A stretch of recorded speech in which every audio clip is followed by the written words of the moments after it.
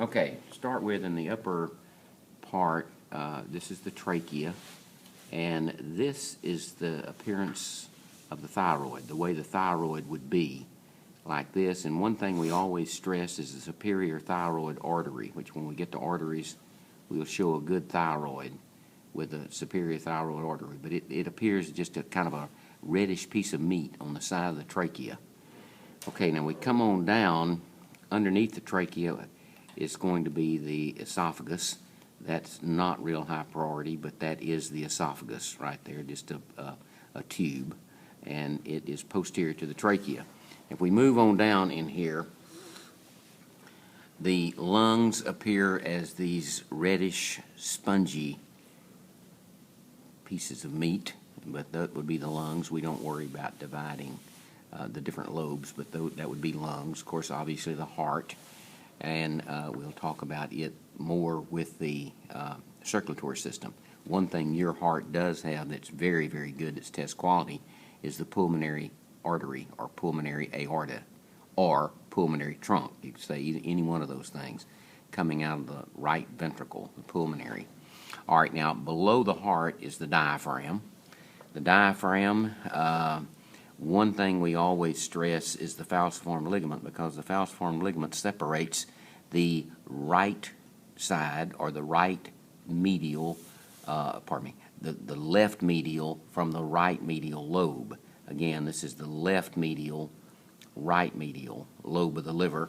And while we're mentioning the liver, if this is this being the left medial, this is the left lateral, the big one over here.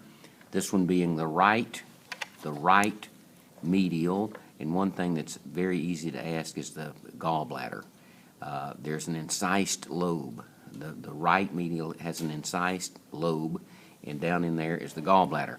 Now over on the side, the two lobes here are right lateral lobes. We don't distinguish between the two. They're just both right lateral lobes.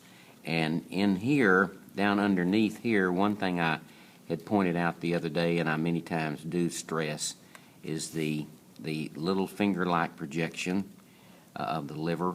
That finger-like projection is the caudate lobe, C-A-U-D-A-T-E. You can see it now. It's uncovered. It's uncovered now. There it is. The caudate lobe is exposed. Now, beneath that, the big J-shaped thing here, organ, is the stomach. I always kind of stress not necessarily the stomach, but between the pyloric area of the stomach and the duodenum is the pyloric sphincter area. And that is not all that high priority, but that is where it would be. And along here is the duodenum. That is good to know. The duodenum, beneath it, the meaty-looking substance there is the pancreas. We nearly always ask the pancreas. So there would be the duodenum. Then the middle part of the small intestine is the jejunum. The jejunum, just in the middle, is the jejunum.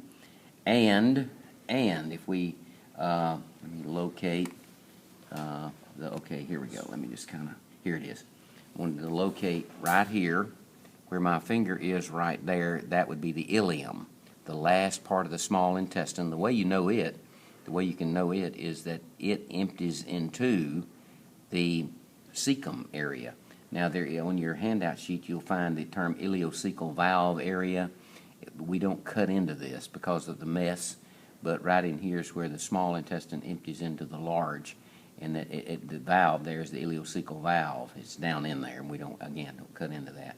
But this is the cecum. I many times ask the cecum, just the pouch right there at the end, and then the rest of the large intestine. With the cat, we don't distinguish between ascending, transverse, descending. We just put large intestine, or colon. And down here at the bottom is the rectum. Now, you have a female cat, so then you can obviously see the uterine horns, and out at the end, the little expanded area there would be the ovary. Now, this is the urinary bladder. Back in here are the hard bumps. Those are kidneys. And many times we do work on, we don't want right here, but we do work on exposing a ureter. If you see a cat dissected where there are a little tube coming from the bladder, actually it comes from the kidney to the bladder on either side, that would be the ureter, and we many times try to show that. And that pretty well takes care of the internal organ. One organ I failed to mention was the spleen. That is spleen. You can see that it kind of almost is like the same color of the liver. It's a long organ. There it is, spleen. And then another thing, of course, is many times I have asked this just as kind of a filler question, the greater omentum or fatty apron.